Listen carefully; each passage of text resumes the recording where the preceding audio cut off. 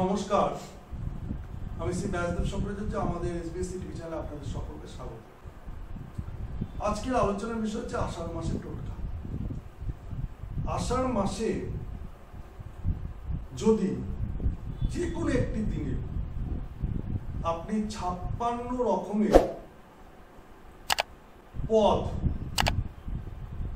খাবার বা রেসিপি রান্না করে খাওয়াতে পারেন দুস্থ, অসহায়, অবহেলিত, লাঞ্ছিত, বঞ্চিত,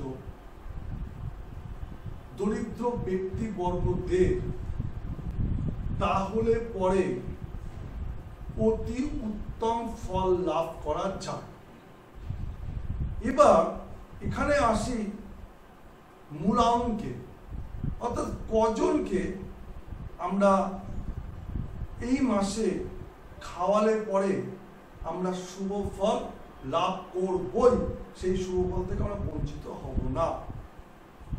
রাশিচক্রের 3 নম্বর ঘর মিথুন রাশির ঘর, আর 12 মাসের তৃতীয় মাসটি হচ্ছে আষাঢ় মাস। আর জগন্নাথ দেবের সাথে বলরাম এবং সুভদ্রা একত্রে রথে যখন অবস্থান করে তখন 3 নাথ একসঙ্গে অবস্থান করে। তাই মানুষের মধ্যে, নরের মধ্যে ভগবানের বাস। যদি আপনি দুটো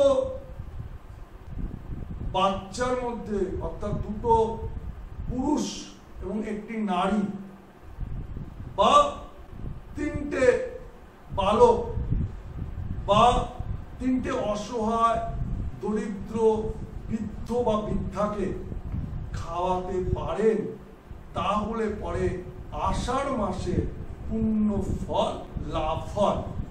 এবার অনেকের প্রশ্ন যে এই 56 রকমের ভোগ আমি কি করে রান্না করব, পদ আমি কি করে রান্না করব, আমার পক্ষে তো সম্ভব নয়।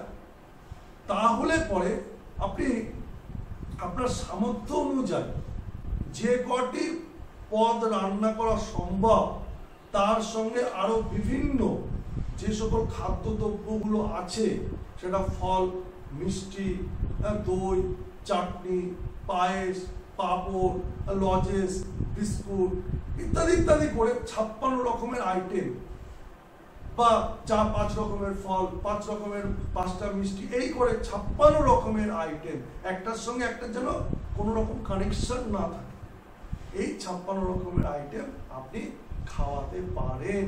এটা আপনাকে অতি উত্তম ফল প্রদান করবে। যদি কোনো কারণবশত আপনারা এই 56 রকমের খাদ্য খাওয়াতে না পারেন, তাহলে পরে 56কে যোগ করলে পরে 5 আর 6কে যোগ করলে 11 আসে।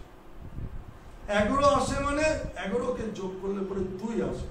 তাহলে পরে আপনি 11 রকমের খাবারও খাওয়াতে পারেন। আর যদি 11 রকম সম্ভব না হয়, তাহলে 2 রকমের খাবারও খাওয়াতে পারেন। তাহলে সর্বাপেক্ষা প্রযোজ্য কিন্তু 56, তারপরে 11, তারপরে 2, তার মাঝখানে কিন্তু কোনো সংখ্যা প্রযোজ্য নয়। এটা কিন্তু মাথায় রাখতে হবে। যদি এটা করতে পারেন অতি উত্তম ফল। আপনি সারা আষাঢ় মাস ধরে খাওয়াতে পারেন।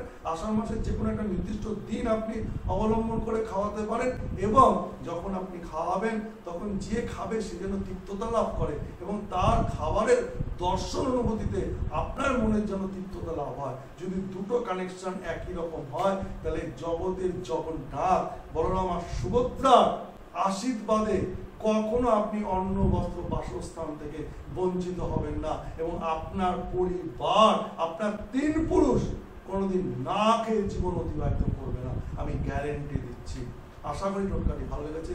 যদি ভালো লেগে থাকে শেয়ার করুন, আপনি নিজে করুন। আপনার শেয়ারের জন্য 10 জনের অন্ন উঠুক, এটাই আমি চাই এই টোটকার মধ্যে। নমস্কার।